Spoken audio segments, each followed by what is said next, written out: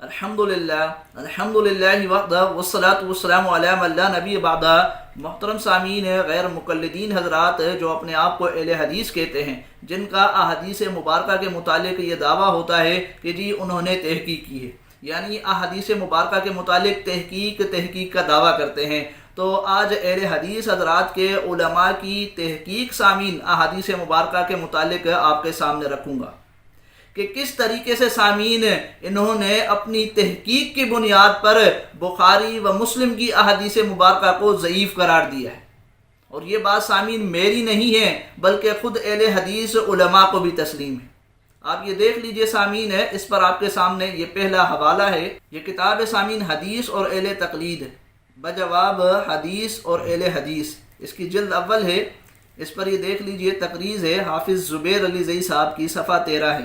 کہ اس پر حافظ زبیر علی زئی صاحب نے جو تقریض لکھی ہے، تو اس تقریض میں سامعین حافظ زبیر علی زئی صاحب لکھتے ہیں کہ بعض مقامات پر مولانا محمد داؤد ارشد سے اختلاف ہے، محترم سے امید ہے کہ وہ ان کی اصلاح کر لیں گے۔ اب حاشیے میں دیکھ لیجئے وہ اختلاف کیا ہے کہ بعض مقامات پر اصلاح کر دی ہے، ہاں البتہ صحیح مسلم کی بعض روایات پر جرا باقی ہے۔ صحیح مسلم کی بعض روایات پر جرا باقی ہے، اور بریکٹ میں دیکھ لیجئے یہ کون لکھتے ہیں، ابو صہیب یعنی محمد داؤد ارشد صاحب، اسی کتاب کے مصنف۔ تو دیکھ لیجئے اس حوالے سے کیا معلوم ہوا کہ اس کتاب کے مصنف نے اس کتاب کے اندر مسلم کی بعض روایات پر جرا کی، مسلم کی بعض روایت پر جرا کی ہے۔ اس سے آگے چلیے سامعین، یہ ایک اور حوالہ دیکھ لیجئے، آپ کے سامنے ہے تحقیقی اصلاحی اور علمی مقالات، یہ اس کی جلد نمبر 6 ہے سامعین، حافظ زبیر علی زئی صاحب جو اہل حدیث حضرات کے محدث العصر ہیں۔ اس کا یہ صفحہ ہے 150۔ اس پر یہ لکھتے ہیں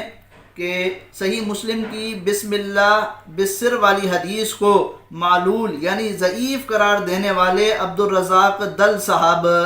یہ سامعین عبدالرزاق دل اہل حدیث عالم ہیں، نے امام ابو حاتم کی طرف منسوب قول کی بنیاد پر لکھا ہے۔ یہ دیکھ لیجئے دعوت اہل حدیث، یہ اس کا حوالہ بھی انہوں نے دیا، یعنی یہ عبدالرزاق دل صاحب اہل حدیث عالم ہیں جنہوں نے صحیح مسلم کی اس بسم اللہ بالسر والی حدیث کو ضعیف قرار دیا ہے۔ ٹھیک ہے سامعین، اسی طریقے سے یہ نیچے دیکھ لیجئے کہ دل صاحب کا طرز عمل اور منہج ایسا ہی ہے جیسا کہ البانی صاحب نے اپنے آخری دور میں بھی سلسلہ ضعیفہ کی 14ویں جلد میں صحیح بخاری کی کئی احادیث کو ضعیف و منکر قرار دیا۔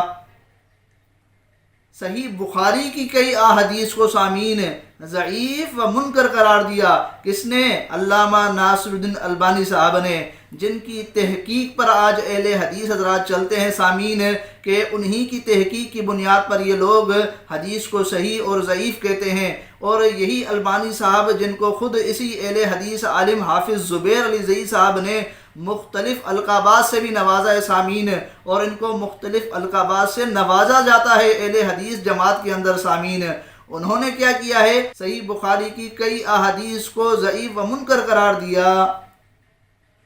اور ارشاد الحق عصری صاحب کے فاضل بھائی محمد خبیب احمد فیصلہ آبادی نے صحیح مسلم کی ایک حدیث پر حملہ کرنے کے بعد لکھا، یہ خود اہل حدیث عالم لکھ رہے ہیں کہ یہ ارشاد الحق عصری صاحب کے جو بھائی ہیں، یہ اہل حدیث عالم ہے محمد خبیب احمد فیصلہ آبادی، انہوں نے صحیح مسلم کی ایک حدیث پر حملہ کرنے کے بعد لکھا۔ اسی طریقے سے سامعین یہ آگے دیکھ لیجئے، لکھتے ہیں کہ صحیح بخاری میں ضعیف و منکر روایات بھی موجود ہیں جیسا کہ البانی صاحب کا حوالہ گزر چکا۔